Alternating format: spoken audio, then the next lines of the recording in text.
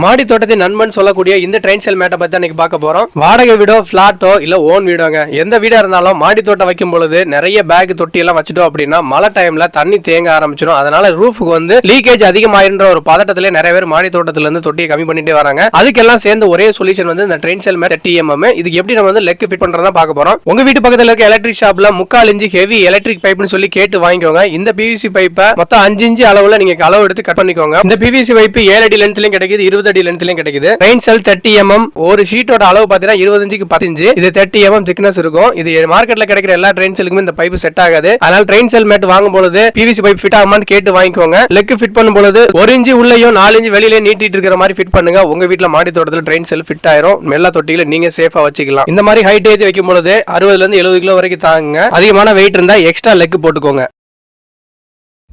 இந்த மாதிரி மோர் கார்டன் டிப்ஸ்க்கு உங்க அனுஷ்கா கிரியா சப்ஸ்கிரைப் பண்ணிக்கோங்க.